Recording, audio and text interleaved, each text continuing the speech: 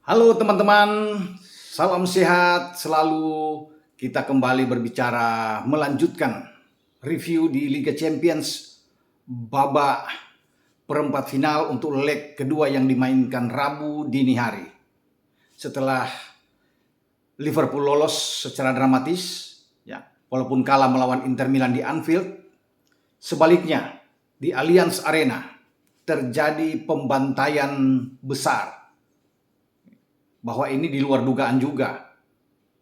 Ketika FC Hollywood Bayern Munchen menggasak tamunya RB Salzburg dari Austria dengan skor yang tidak tanggung-tanggung. 7-1. Ini fantastis.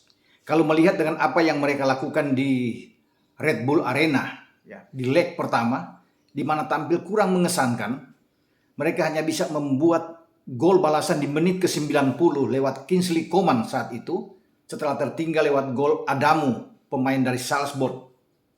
Susah payah. Walaupun dalam pertandingan leg pertama sebenarnya Munchen itu mendominasi.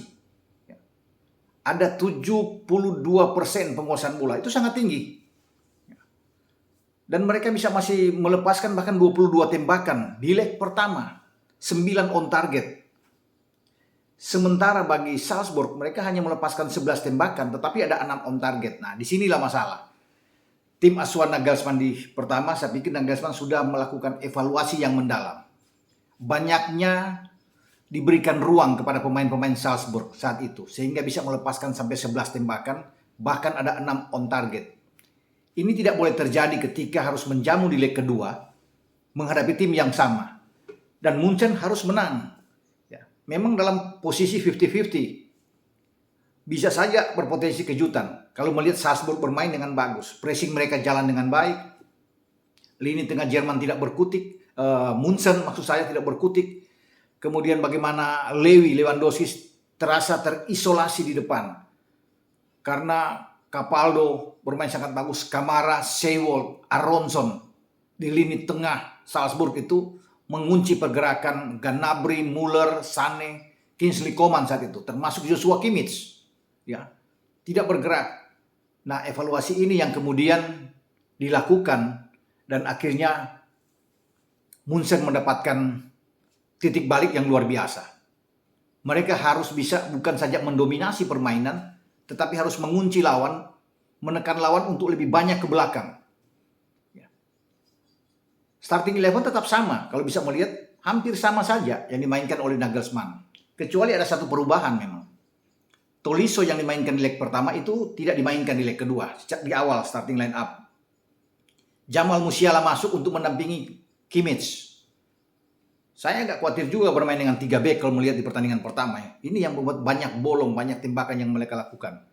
Tapi kembali, Nagelsmann bermain dengan 3 back, cuma caranya memang agak berbeda. Tetap dengan Sule ya, yang menurut saya agak lambat, kemudian Pavard dan Lucas Hernandez. Namun kembalinya sosok Manuel Neuer di bawah Mister yang sebelumnya digantikan oleh Ulrich di leg pertama.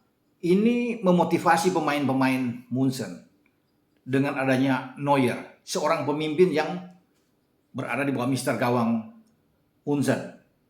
Dan Neuer sudah melakukan suatu catatan yang bagus sekali di UCL dengan tampil dia di dini hari. 104 laga yang dia mainkan di UCL. Ya. Memutuskan rekor sebelumnya yang dipegang oleh penjaga gawang Munchen, seorang legendaris, Oliver Kahn. Dan kita bisa melihat Munchen mendominasi, intensitas serangan yang sangat tinggi, dan mereka perlu untuk membuat gol cepat. Ini yang tidak didapatkan Munchen di leg pertama.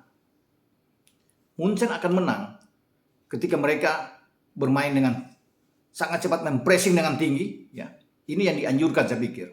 Ya. Sané, Gnabry, Müller, ya, Coman masuk, Musiala dan Kimmich langsung menekan, memaksa. Bukan saja 4 pemain belakang Salzburg ini terus bertahan di belakang, baik Christensen di kanan, Ulmer di kiri, ada Wober dan Soled yang bermain di center back mereka, tetapi juga 4 gelandang mereka ke belakang. Capaldo, Kamara, Seiwald, bahkan Aronson yang berdiri di depan 2 striker Salzburg juga akan ikut bertahan di belakang karena bagaimana gebrakan yang dilakukan sejak menit-menit awal. Ini dilakukan dengan taktik ini dilakukan dengan baik oleh pemain-pemain Munchen. Dan ketika penalti itu datang di menit ke-12 saat Lewy diganjal di kotak penalti dan ada penalti diselesaikan dengan baik, saya pikir ini menjadi awal yang bisa terus akan berkembang dan gol akan tercipta banyak. Dan memang faktanya demikian. 3 gol cepat yang dilakukan lewat hat-trick seorang Lewandowski. Ya. Bagaimana setelah menit ke-12, menit 21, menit 23, ini menjadi yang tercepat. Rekor yang dibuat oleh Lewandowski. Sepanjang sejarah berlangsungnya UCL, tidak ada pemain yang bisa melakukan itu dalam waktu 23 menit dengan 3 gol beruntun. Lewy yang melakukan itu. Artinya ada sebelumnya, tapi langsung dipatahkan oleh Lewy. Itu sudah terjadi pada tahun 1996. Ya. Pemain Milan, ya, Marco Simone, itu melakukan 3 gol juga. Tetapi hanya dalam waktu 24 menit. Jadi Lewy itu unggul lebih cepat 1 menit dengan 23 menit. Marco Simone melakukan itu juga dengan hat-trick dia. Saat menghadapi wakil Norwegia itu Rosenborg. Tahun 96. Di UCL. Dan Milan bisa menang. Dengan Simone tampil luar biasa. Diulangi lagi oleh Lewandowski. Jadi ini fantastis luar biasa. Rekor demi rekor yang dibuat oleh Munchen ketika menghadapi Salzburg. Ya. Karena bukan cuma itu. Skor dengan 7 gol, 7-1 ini sudah dilakukan Munchen sebanyak 7 kali. Di kancah Liga Champions. Ya. Terbanyak di antara semua tim yang pernah melakukan ini. Ya. Itu yang dilakukan oleh Munchen. Rekor ini yang mereka dapatkan. Sangat luar biasa kalau bisa melihat dengan bagaimana. Bahkan bisa membuat 4 gol di babak pertama.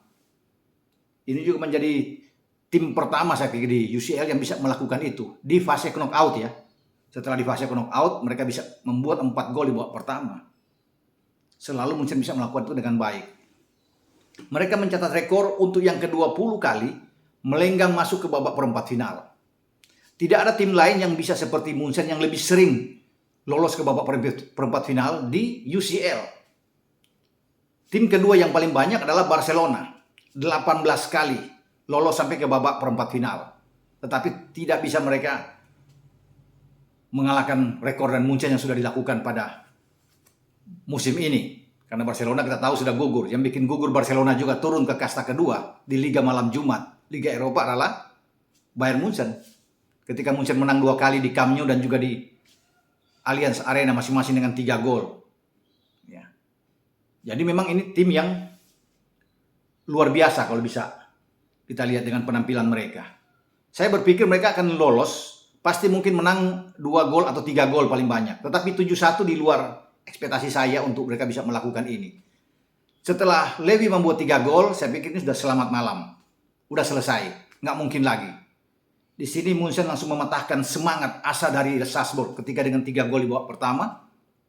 Ya, mematikan mental dari pemain-pemain Salzburg. Sehingga mereka tidak bisa bikin apa-apa. Ada 1 gol balasan tetapi itu tidak berpengaruh apa-apa. Karena Munchen menutup dengan 4 gol. Karena ada Gnabry yang membuat gol keempat. Sebelum Müller bisa menambah dengan 2 gol. Dan ditutup oleh Sané di menit ke-85. Dengan 7-1. Apa yang dibuat oleh Matthias Jaesleb. Pelatih kepala dari Salzburg juga saya pikir. Memainkan pemain starting 11 dia tidak ada berubah banyak. Kecuali Okafor yang tidak dimainkan. Di leg pertama Okafor lebih dulu dimainkan. Yang dimainkan lebih awal adalah Adamu yang mencetak gol waktu itu di leg pertama. Starting 11. Selebihnya sama semua. Komposisi di lapangan yang terjadi. Ya. Mereka bermain dengan 4 back. Ada 3 gelandang. Jadi 4-3-1-2. Salzburg. Tetapi Munchen tetap sama dengan 4-2. Dengan ada 4 pemain di belakang juga. 3 di belakang. 3-2-4-1. Dengan menggantungkan seorang Lewy di depan. Kelihatan memang 3 back, tetapi Kimmich ini secara bergantian dengan Jamal Musiala banyak membantu Sule ya. Sehingga ketika ditekan itu bisa jadi 4 mereka di belakang. Ya. Pada kenyataan memang dalam pola kelihatan 3. Ya. Pergantian pemain juga yang dilakukan oleh Nagelsmann bagus. Ya. Ketika Sule harus keluar, Upamecano masuk. Ada satu pemain muda juga yang dimainkan, ya. Tanguy Kouassi yang bermain di belakang. Walaupun Hernandez juga keluar, tapi Bonassar pemain bertahan juga yang oke. Ada 2 juga pergantian di depan, termasuk Choupo-Moting yang masuk bersama dengan Marc Roja yang bermain di tengah ketika Musiala keluar di babak kedua. Artinya ketika Munchen sudah dengan 5-0 duluan, ya, ini sudah enak buat mereka, ya, untuk mengatur tempo mereka, karena mereka memang sudah di atas angin. Tidak mungkin lagi untuk bisa mengejar, karena apapun yang harus dilakukan, mereka sudah mati sejak babak pertama. Salzburg setelah gawang Philip Kohn bobol 3 kali sudah selesai buat saya. Soal mereka bisa menutup dengan 7-1 itu hanya bonus tambahan gol yang dilakukan oleh pemain-pemain Munchen. Nah, ini yang saya katakan kemarin dalam konten saya, bahwa ketika Munchen dalam tekanan, posisi mereka terjepit, mereka punya tradisi kuat di Eropa, ya. Tidak boleh membandingkan atau compare dengan apa yang terjadi di Bundesliga. Walaupun mereka baru saja tertahan dari Leverkusen di kandang di Allianz dengan 1-1, dan Muller membuat gol bunuh diri saat itu, ya. Tetapi karena ini bicara di Eropa, mereka punya DNA yang kuat, ya. Mereka 6 kali menjadi juara, sama seperti Liverpool. Mereka sedang mengejar gelar ke-7 untuk menyamakan posisi Milan. Dan kalau bermain di Allianz, mereka sulit. Barcelona aja terkapar di sini, ya. Tim-tim besar itu sulit untuk bisa menang kalau melawan Munchen. Terakhir itu adalah Liverpool yang mampu mengalahkan mereka dengan 3-1. Ya. Dan Munchen memperlihatkan bagaimana mereka tim yang kalau mereka tertekan, mental mereka naik, dan mereka membuktikan mereka menghancurkan lawan dan tidak tanggung-tanggung. Bukan dengan 1-0, 2-0, tapi langsung dengan 7-1. Ya. Ini menjadi warning bagi tim-tim lainnya. Sinyal yang sudah dikirim oleh Bayern Munchen, bahwa jangan melihat di satu pertandingan mereka bermain buruk. Kalau bisa melihat juga bagaimana statistik mereka, sebenarnya tidak sama sebenarnya dengan yang mereka main di leg pertama. Ya. Mereka di leg pertama bisa melancarkan 22 tembakan. Ada 9 on target. Tapi golnya cuma 1. Sama juga. Mereka bahkan lebih rendah ketika bermain di Allianz dini hari. Itu hanya 18 tembakan. Lebih sedikit dari tembakan mereka di leg pertama di Red Bull Arena. Dari 18 tembakan yang mereka lakukan di Allianz, sama juga 9 on target seperti di leg pertama sama. Namun efektivitas yang dibutuhkan, efektif ini yang hilang di leg pertama. Yang dibutuhkan oleh Nagelsmann yaitu bisa lebih efektif dan memanfaatkan setiap peluang yang terbuka. Munchen tidak melakukan itu di leg pertama, walaupun juga punya 9 on target.